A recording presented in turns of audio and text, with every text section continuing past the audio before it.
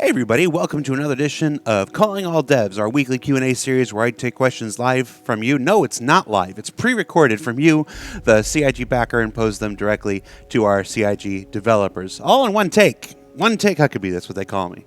All right. To start things off this week, we are going to Manchester, United Kingdom, and talking to lead ship designer John Crew. John Crew from Manchester, UK. Let's see if he picks up. Hello. John Crew, how you doing, man? Hi, not too bad. I said lead ship designer. What is your title now? Thanks for the promotion. Yeah, what is... I'm sorry. Lead technical designer. Lead technical designer. See, in my heart, you're the lead ship designer. All right, never mind. That's all that matters. Yes. If only. All right, I got a question for you this week. Right off the bat, this one's come up quite a bit.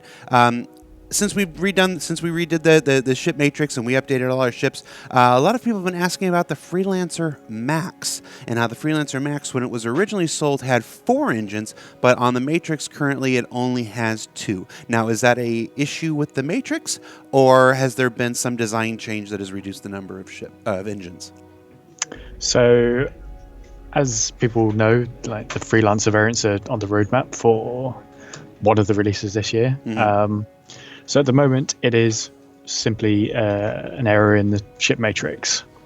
But as we get through to actually building that out, it may only have 2, it may have 4, it may have more. But what is definite is those engines will be bigger and more powerful than the other Freelancer variants to account for the extra size and weight and capacity. So it's probably going to be 4 because it will be similar theme to how the current Freelancer Max model is a variant of the old base Freelancer. But until we actually get around to building it and the art guys get on it, I can't be 100%. Fair enough. From a design side, they just have to be more powerful. Yeah, so you know, it makes sense when it comes time to actually build it out.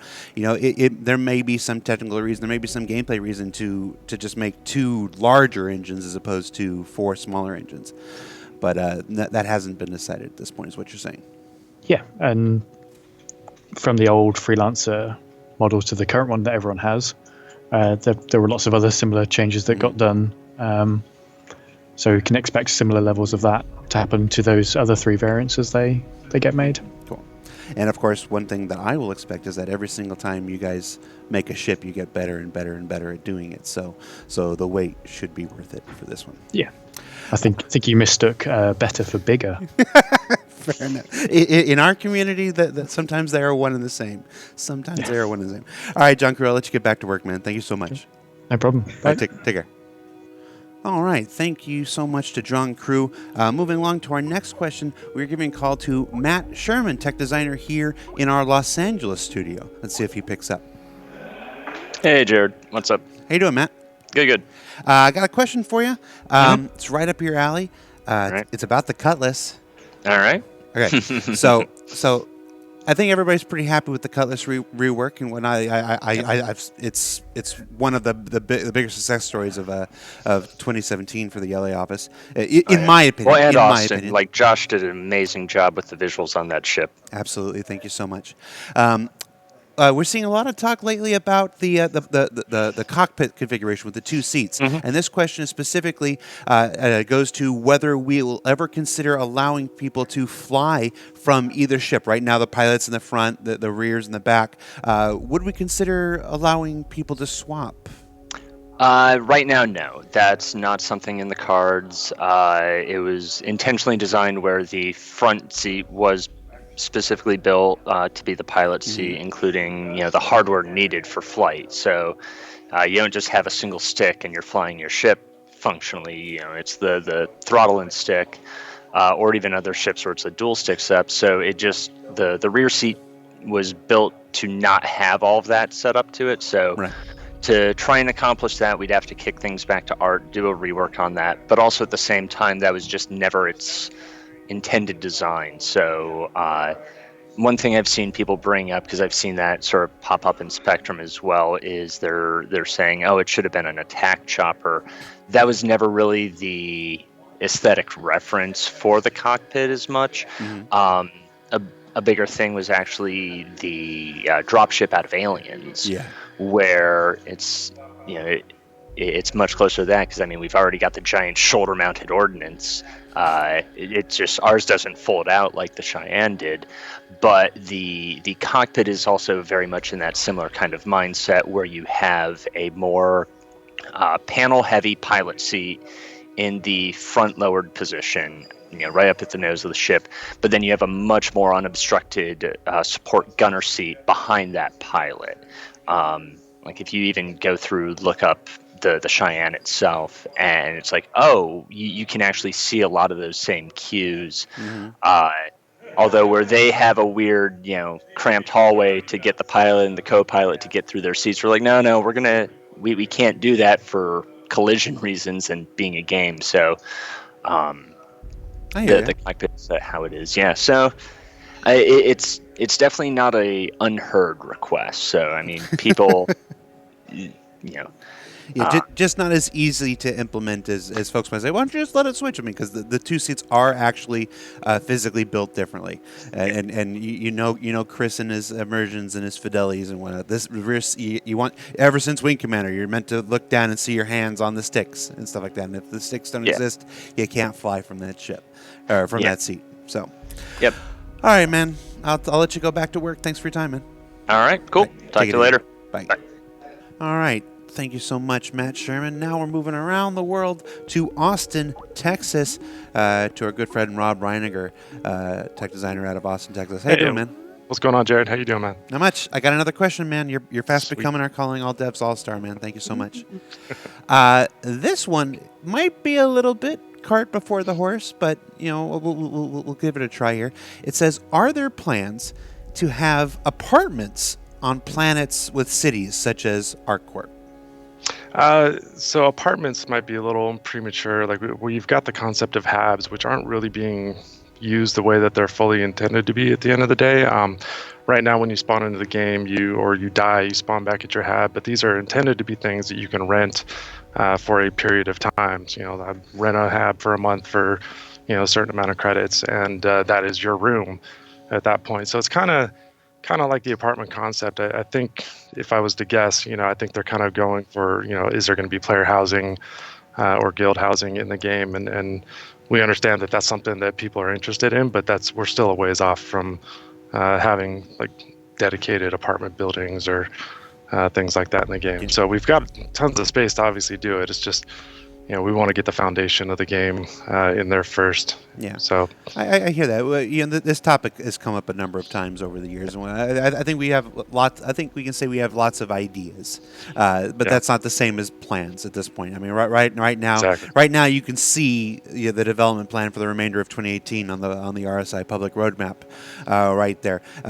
Beyond that, it's a lot of ideas. It's a lot of wish lists, kind of stuff like that. But thanks for bringing up the hab thing, though. You're of course referring to the habs that people you spawn into on like Portal OSR or like Grimhex. Yeah, think of it like your stateroom. It's the bedroom that you wake up in. Those are what we call habs, and it's part of our common elements set. So all locations will have habs. All locations will have, like medical units or certain core elements that every place needs, right? Just to function, landing pads, etc. So habs are on that list. So they're going to be a common thing that you're going to see around the universe.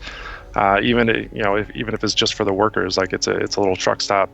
You can't actually rent a room at a truck stop. It's just for the workers, but they're going to be there so that workers can come and go to sleep and have their 24-hour schedule. So they're going to be a common thing, and you'll be able to. Like the idea is that there's going to be different, kind of tiers of habs that, these are a little nicer. They have a little more room for customization, or this is just like baseline, like it's a bed and, a closet and that's about it, right? Roll of toilet paper. Exactly. All right, man. Shared bathroom, All right, man. I'll let you go. Thanks so much. All right. Take it easy, man. All right, bye. Take care. Later. All right. Thank you so much, Rob Reiniger.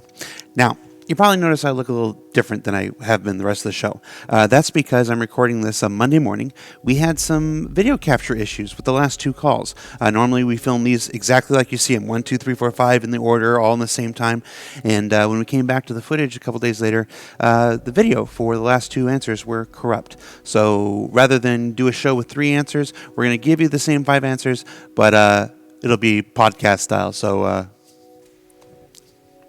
We'll be back next week. For our next call, we're going back to Manchester, United Kingdom, to our good friend Luke Davis, producer for the ship team out there. Let's see if he picks up. Hey Jared, how's it going? Hey Luke, how you doing, man? It's all right, you know, sunny England and all. How bad can it be? Is it sunny? Is it? Well, define sunny. So. Where the sun exists at some point up in the sky past the clouds. I get pictures from people in LA sending me photos of the sky just to remind me how it looks like. So it can't be that bad. I was lucky enough that when I was there last year for that week, it was a gorgeous week where the skies were clear. And I'm like, wow, if it were like this all the time, I transferred to Manchester in a heartbeat. I got a question for you. You're uniquely suited to answer this as producer for the ship team here. This question, submitted by the backers, voted on by the backers, it says, are there any ships other than the ones we know that are currently scheduled to be reworked? So in regards to the ones that are currently being reworked, actually going into the year, we actually realized, okay, we really need to get a go on these. We really need to prioritize these. We managed to get everyone to agree. Let's get these out of the way with. Let's focus on them. So beyond the Cutlass variants, the 300i variants, the series, the Freelancer, the Constellation, and the Redeemer that we're going to be jumping on as well, there's only really the M50, the Buggy, and the Merlin as potential candidates of ships that we would like to not so much rework to the same extent that we have done something like the Aurora or the Cutlass, but more apply an update to. So a good example would probably be something like the Hornet, where that wasn't a complete remodel per se, but it was we remade an aspect of it, and then we sort of applied, new materials, new shaders onto the actual ship, and it sort of made it look a bit more fancy and modern. So the Merlin, Buggy, and M50 are the ones that sort of don't really look up to par with the rest of the ships, and are potential areas that we may want to go back and look into. Gotcha. So just to clarify, so that so everybody's on the same page, we're considering the M50, the Merlin, and the Grey Cat Buggy for revisions at some point in the future, but we're not committed to it. It may be decided that they're fine the way they are. No, I mean these are just ones that we would like to have a look at, but it's not confirmed yet. Okay. In terms of going on the schedule. And so the only remakes that we do know that we definitely need to do were the Freelancer variants, the Cutlass variants, the remaining Constellation variants, which are the Phoenix, which everybody knows is already underway, and the Taurus, and what was the last Redeemer. one? And the Redeemer. Now, that's not to say that those are all going to get done in 2018. Obviously, you see our public roadmap, everybody, available on robertspaceindustrials.com/roadmap. You see the ones that are on there. The Redeemer is not on there, so don't come out of here expecting it to be out in 2018, guys. We're just acknowledging that it needs to be reworked. No, to give some insight, we've prioritized all the ships that are on the roadmap right now. The Redeemer is simply the next in line. So yeah, definitely don't expect that this year. Yeah. All right, cool, man. I'll let you get going. Thank you so much. All right. Cheers, mate. Bye. Bye.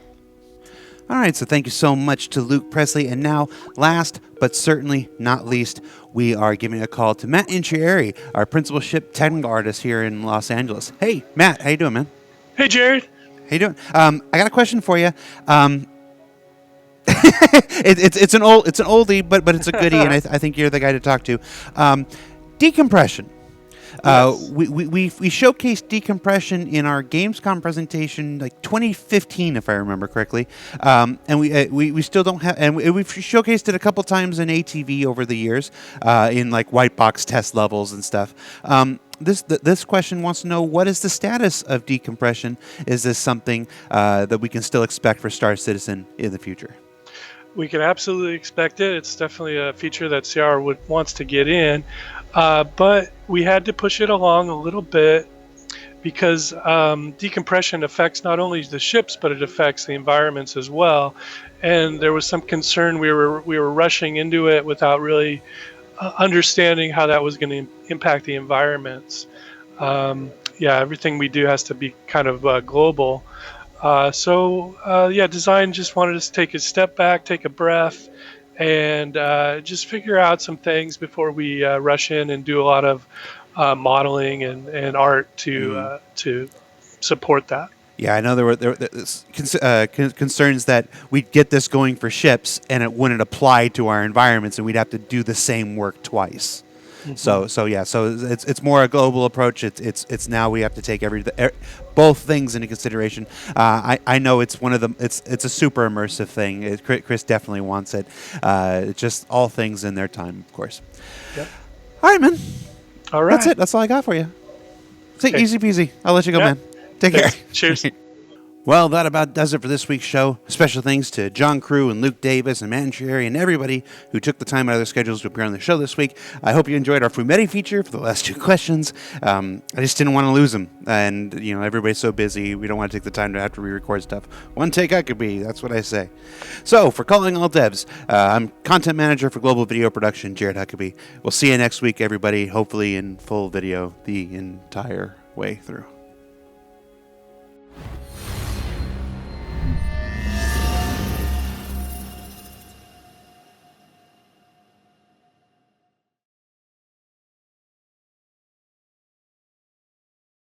Thanks for watching. For the latest and greatest in Star Citizen and Squadron 42, you can subscribe to our channel, or you can check out some of the other shows, and you can also head to our website at www.robertsspaceindustries.com. Thank you very much for watching.